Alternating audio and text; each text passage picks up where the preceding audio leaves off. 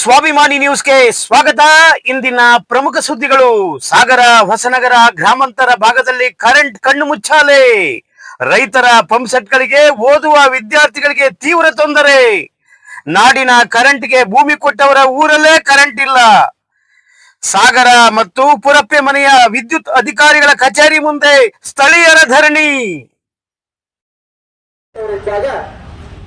ತಲೆಯಲ್ಲಿ ಏನೂ ಇಲ್ಲದೆ ಇರ್ತಕ್ಕಂಥ ಈ ಮೋಹನ್ ಬಿ ಅಂತವ್ರನ್ನ ಈ ಒಂದು ಇಲಾಖೆಗೆ ತಂದು ಹಾಕೊಂಡು ಇಡೀ ಇಲಾಖೆನ ಹದಗೆಡಿಸ್ಬಿಟ್ರೆ. ಭಟ್ರು ಬಂದ್ರು, ಪಾಪ ತೋಟಕ್ಕೆ ನೀರಿಲ್ಲ, ಕರೆಂಟೇ ಇರಲ್ಲ. ಭಟ್ರೆ ಗೊತ್ತಾಗಲ್ಲ ಏನ್ ಮಾಡ್ಯಾರ ಗೊತ್ತಾರೋ.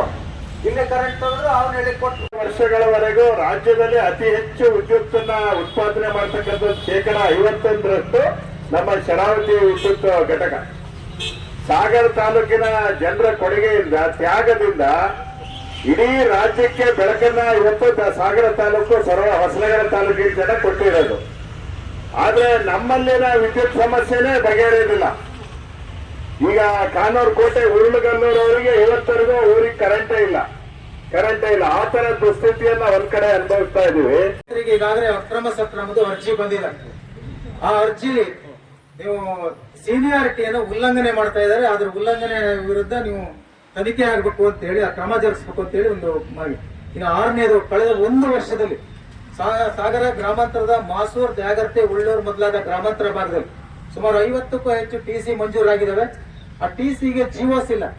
ಜೀವೋಸ್ ಅಂದ್ರೆ ಗೊತ್ತು, ನಿಮ್ಮ ಲೈನ್ ಮ್ಯಾನ್ಗಳು ಜೀವ ಉಳಿಸುತ್ತೆ. ಆ ಜೀವ ಉಳಿಸುವಂತ ಜೀವೋಸ್ ಇಲ್ಲದೆ ಹೋದ್ರೆ ಯಾರೋ ಲೈನ್ ಮ್ಯಾನ್ಗಳು ಸತ್ತೋದಾಗ ಇವತ್ತೇನಾಗುತ್ತೆ, ಅದ್ರಲ್ಲಿ 2 ತರ ಇದೆ FIR ಹಾಕೋದ್ರಲ್ಲಿ. ಇಂಜಿನಿಯರ್ ತಲೆ ಉಳಿಸೋದಕ್ಕೊಂದು, ಇಂಜಿನಿಯರ್ ತಲೆ ತೆಗೆಯೋಕ್ಕೊಂದು 2 FIR ಇದೆ. ಇದ್ರಲ್ಲಿ ಬಹಳ ಬುದ್ಧಿವಂತಿಕೆಯಾಗಿ FIR ಆಗ್ತಾರೆ. ಅದು ಆಗಬಾರ್ದು, FIR ಆಗಬಾರ್ದು. ನಾನು ಹೇಳೋದು ಜೀವನೇ ಹೋಗ್ಬಾರ್ದು. ಆ ರೀತಿಯ ಒಂದು ವ್ಯವಸ್ಥೆನ ಅದಕ್ಕೆ ಪೂರ್ಣ ಬಿಲ್ ಮಾಡ್ತೀರಿ, ಆದ್ರೆ ಅದು ಅರ್ಧಂಬರ್ಧ ಮಾಡಿದ್ದಾರೆ. ಜೀವೋಸ್ ಇಲ್ದೈತಿ, ಆ ಟ್ರಾನ್ಸ್ಫಾರ್ಮರ್ ಪರಿಪೂರ್ಣ ಆಗ್ಲಿಲ್ಲ, ಬಿಲ್ ಪರಿಪೂರ್ಣ ಆಗಿದೆ ಅನ್ನೋದು ನಮ್ಮ ಆಕ್ಷೇಪ. ಜೊತೆಗೆ ಕಳೆದ 1 ವರ್ಷದ ಅವಧಿಗೆ ಇಲ್ಲಿ ನಿಮ್ಮ ಹೆಸರೇನು ಸರ್? ಚಂದ್ರಶೇಖರ್. ಪುಣ್ಯ ನಿಮ್ಮ ಹೆಸರು ಮೋಹನ್ ಅವರಲ್ಲ. ಯಾಕಂದ್ರೆ ಮೋಹನ್ ಅವ್ರು ಆಗಿದ್ರೆ ಇವ್ರಿಗೆ ಮಾತು ತಿಳಿಸ್ಕೊಟ್ಟಿದ್ದೆ. ಯಾಕಂದ್ರೆ ಅವ್ರು ಇವತ್ತು ಅವರೇ ಅವ್ರನ್ನ ಬಿಡುಗಡೆಗೊಳಿಸೋದಕ್ಕೆ ಲೆಟರ್ ಮಾಡಿದ್ದಾರೆ. ಆ ಲೆಟರ್ ಮಾಡಿದ್ರು ಕೂಡ ಇವತ್ತು 5 ದಿವಸದಿಂದ ಅವ್ರು ಡ್ಯೂಟಿಲಿದ್ದಾರೆ. ನಾನು ನೋಡಿದ್ದೀನಿ. ಅದು ಕೂಡ ತಪ್ಪು. ಅವ್ರಿಗೆ ತಕ್ಷಣ ಇದಾಗಬೇಕು. ಆ ಆದೇಶ ಕಾಪಿ ನಮ್ಮ ಹತ್ರ ಇದೆ. ನಿಮ್ಮ ಇಲಾಖೆಯಲ್ಲಿ ಹೆಂಗೆ ಇದೆ ಅದನ್ನ ನಾನು ತಗೊಂಡಿದ್ದೀನಿ. ಯಾಕಂದ್ರೆ ಅಧಿಕೃತವಾದ ನಿಮ್ಮ ಸಹಿ ನೀರ ಅಂತ ಲೆಟರ್, ಅವ್ರನ್ನ ಬಿಡುಗಡೆಗೊಳಿಸ್ಬೇಕು. ಮತ್ತು ಅವರು KPC ಇಂದ ಬಂದು ಇಲ್ಲಿ ಯಾವುದೇ ಸರಿಯಾದ ಮಾಹಿತಿ ಇಲ್ಲ. ರಾಜಕಾರಣಿಗಳನ್ನ ಎತ್ತಿಕಟ್ತಾರೆ, ಅಧಿಕಾರಿಗಳನ್ನು ಎತ್ತಿಕಟ್ತಾರೆ. ಇಲ್ಲಿಂದ MD ಅವರಿಗೂ ಬಯಸ್ತಾರೆ, ಎಲ್ಲರಿಗೂ ಅಧಿಕಾರಿಗಳಿಗೂ. ನಿಮಗೂ ಬಯಸಿದ್ದಾರೆ ನನಗೆ ಗೊತ್ತು, ನಿಮ್ಮ ವಿರುದ್ಧನೂ ಚಡಿ ಹೇಳ್ತಾರೆ ಅಂತವ್ರು. ಆದ್ರಿಂದ ಅವರನ್ನ ಇಲ್ಲಿಂದ ಬಿಡುಗಡೆಗೊಳಿಸ್ಬೇಕು. ಇನ್ನೊಂದು ಆ ನೋಟಿಸ್ ನಂಬರ್ ಎಲ್ಲ ಹಾಕಿದ್ರೆ ಅದು ಓದೋದೇನು ಬೇಡ, ನೋಟಿಸಲ್ಲಿ ಇದೆ. ಇನ್ನು 9ನೇ, ಮೆಸ್ಕಾಂ ಉಪವಿಭಾಗೀಯ ವ್ಯಾಪ್ತಿ, ಸೊಲ್ಲಮನೆ ಗ್ರಾಮ ಪಂಚಾಯತಿ ವ್ಯಾಪ್ತಿ, ಕಬ್ಬಿನ ಮನೆ ಗ್ರಾಮಕ್ಕೆ ನಿಯಮಾನುಸಾರ ಯಾವುದೇ ವರ್ಕ್ ಆರ್ಡರ್ ಇಲ್ಲ. ನೀವು ಅಲ್ಲಿ ಕರೆಂಟ್ ಕೊಡಿ, ಗುಣಮಟ್ಟದ ಕರೆಂಟ್ ಕೊಡಿ, ನಮ್ಗೆ ಸಂತೋಷ.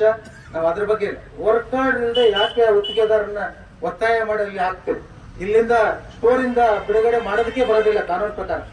ನಾಳೆ TT ಅವ್ರು ಏನಾದ್ರು ಬಂದ್ರೆ ಎಷ್ಟು ಜನಕ್ಕೆ ದಂಡ ಹಾಕ್ತಾರೆ, ಏನ್ ಮಾಡ್ಬೋದು? ಅವ್ರು ಸಸ್ಪೆಂಡ್ ಮಾಡ್ತಾರೆ.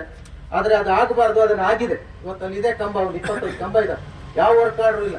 ಈ ರೀತಿ ವರ್ಕ್ ಆರ್ಡರ್ ಇಲ್ಲದೆ ಸುಮಾರು ಕೆಲಸ ಮಾಡಿದರೆ ಅದು ತಪ್ಪು. ಆಮೇಲೆ ಸಾಗರ ಮೆಸ್ಕಾಂ ಉಪವಿಭಾಗೀಯ ಗ್ರಾಮಾಂತರ ಮೋಹನ್ ಅವರು ಸ್ಥಳೀಯ ಶಾಸಕರು, ಸಂಸದರುಗಳಿಗೆ ಮೆಸ್ಕಾಂ ಹಿರಿಯ ಅಧಿಕಾರಿ ವಿರುದ್ಧ ಅದು ಬಯಸೋದು ಹೇಳಿದ್ನಲ್ಲ, ಅದು ಹೇಳಿದ್ವಿ.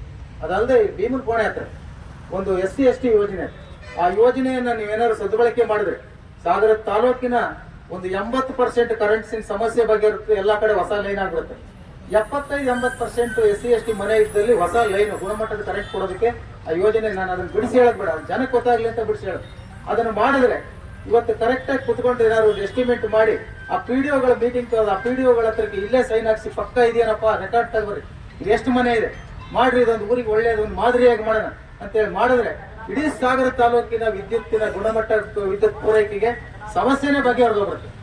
ಅದನ್ನು ಮಾಡಬೇಕು ಅಂತ ಹೇಳಿ ಒತ್ತಾಯಿಸ್ತಾ 10 ಬೇಡಿಕೆಗಳನ್ನು, ನಿಮ್ಮ ಅನಿಸಿಕೆ ಏನು ಇದರಲ್ಲಿ? ನಮ್ದೇನಾದ್ರೂ ರಾಂಗ್ ಆಗಿದೆ, ಕರೆಂಟ್ ಹೋಗ್ಬಿಡ್ತದೆ 1ರಿಂದ 1 ಇವತ್ತು ನಮ್ಮ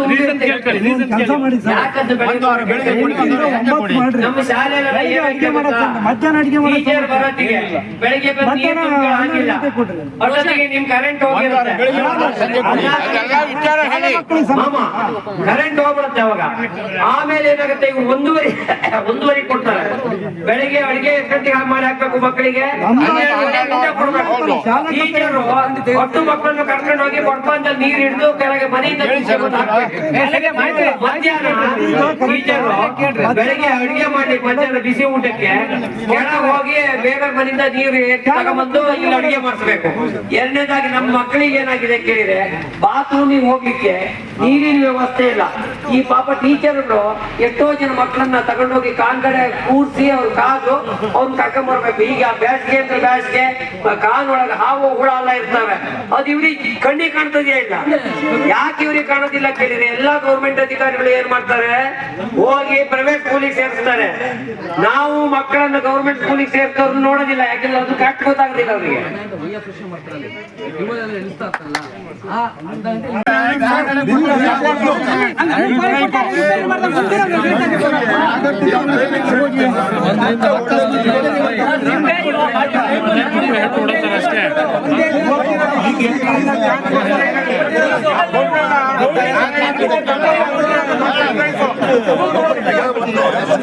ನೋಡಿ, ನೀವು ಆವಿನಹಳ್ಳಿ ಸೆಕ್ಷನ್ ಇಂದ ಆಗ್ತಾ ಇರೋ ಪ್ರಾಬ್ಲಮ್ ಗೆ ಅವ್ರು ಫೋನ್ ಎತ್ತಲ್ಲ ಅಂತಂದ್ರೆ ಹಾಗಾದ್ರೆ ನಮ್ಗೆ ಎಕ್ಸಿಕ್ಯೂಟಿವ್ ಇಂಜಿನಿಯರ್ ಚಂದ್ರಶೇಖರ್ ತಾನೆ, ಯಾತಕ್ಕೆ ಈ ಪ್ರಾಜೆಕ್ಟ್ ತಾನೆ, ಹೌದಾ? ಆಗಿರ್ಬೇಕಾದ್ರೆ ಯಾಕೆ ಕೇಳಿ ನಿಮಗೆ ಅವ್ರಿಗೆ ಒಂದು ಆನ್ಸರ್ ಮಾಡಿ ಅವರಿಂದ ಈ ಕಡೆ ನಾವು ಬಿಡ್ಸಕ್ಕಾಗಲ್ಲ. ಹಾಗಾದ್ರೆ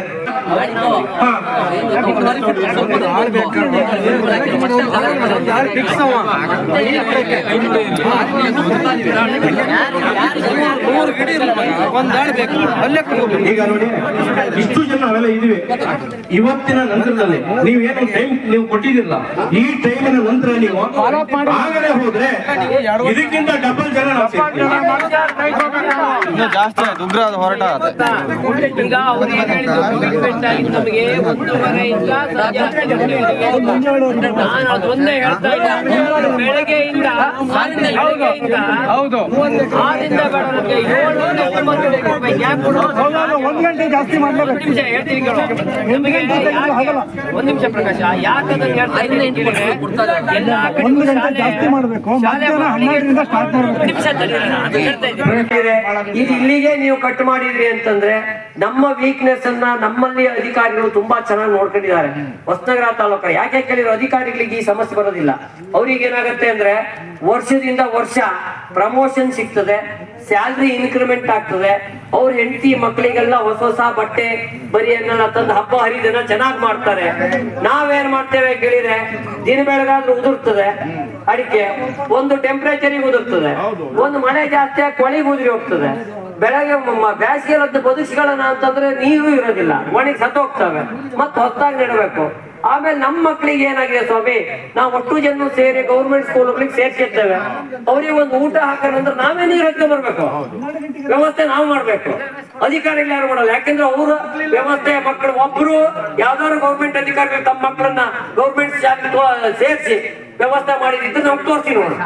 ಟೀಚರ್ಸ್ ಮಕ್ಕಳೇ ಕರ್ಕ ಬರಲ್ಲ ಜೊತೆಗೆ, ಅದೇ ಕಾರಲ್ಲೇ ಬರ್ತಾರೆ ಅವರು. ಹಾಗಾಗಿ ಇದು ಮಾಮ ಇಲ್ಲಿ ಹೇಳ್ತೀನಿ ಕೇಳು, ನಾನು ಯಾವುದೇ ಕಾರಣಕ್ಕೂ ನಾವು ಇವತ್ತು ಸೇರಿದ್ದೇವೆ, ನಾವು ಇಲ್ಲೇ ಹೇಳೋ ಪ್ರಶ್ನೆ ಇಲ್ಲ.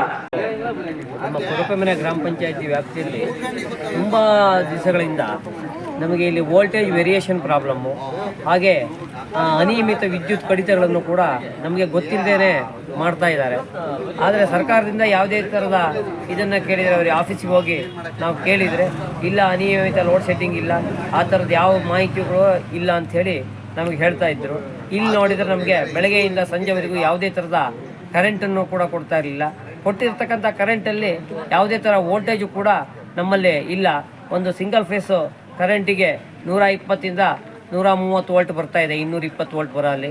ಹಾಗೆ ಕೃಷಿ ಪಂಪ್ಸೆಟ್ಗಳು ಅಂತ ಹೇಳಿ, ನೀರಾವರಿ ಪಂಪ್ಸೆಟ್ಗಳು ಹೇಳಿ ಏನು ಕರೆಂಟ್ ಕೊಡ್ತಾ ಇದ್ದಾರೆ 3 ಫೇಸಿಗೆಲ್ಲ, ಅದಕ್ಕೆ ಮಿನಿಮಮ್ 350 ಮೇಲಿರಬೇಕು. ಆ ವೋಲ್ಟೇಜು 260, 280 ವೋಲ್ಟೇಜ್ ಒಳಗಿರ್ತದೆ.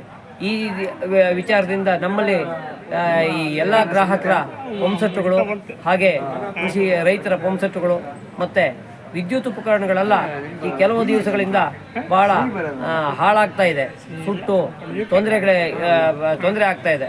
ಹಾಗಾಗಿ ಇವತ್ತಿನ ದಿವಸ ಅದನ್ನೆಲ್ಲ ನಾವು ಮೆಸ್ಕಾಂ ಅಧಿಕಾರಿಗಳಿಗೆ ಹಿಂದಿಂದಲೂ ಕೇಳ್ಕೊತ ಬರ್ತಾ ಇದ್ದೇವೆ.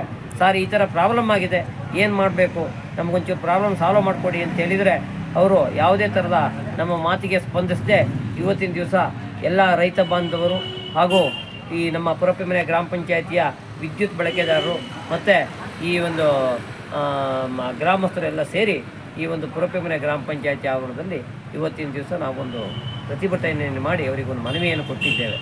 ಈ ಮನವಿಯನ್ನು ಎಲ್ಲ ಮುಖ್ಯ ಅಧಿಕಾರಿಗಳಿಗೂ ಕೂಡ ನಾವು ಯಥಾನಕಲನ್ನು ಕೂಡ ಕೊಡಿಸ್ತಾ ಇದ್ದೇವೆ. ಮತ್ತು ಇನ್ನಿತರ ವಿದ್ಯುತ್ ಸಮಸ್ಯೆನ ಹೇಳಿದರು. ಅದಕ್ಕೋಸ್ಕರ ನಾವೀಗ ಸದ್ಯದ ಮಟ್ಟಿಗೆ ಒಂದು ತಾತ್ಕಾಲಿಕವಾಗಿ ಈಗಾಗಲೇ ಒಂದು ಸಿಂಗಲ್ ಫೇಸು ಮತ್ತು 3 ಫೇಸ್ನ ಒಂದು ಟೈಮಿಂಗ್ಸ್ ಕೊಟ್ಟಿದ್ವಿ. ಆ ಟೈಮಿಂಗ್ಸ್ ಕೊಟ್ಟು ಒಂದು ಗುಣಮಟ್ಟದ ವೋಲ್ಟೇಜನ್ನು ಕೊಡ್ತೀವಿ ಅಂತ ಹೇಳಿ ಭರವಸೆ ಕೊಡ್ತೀವಿ.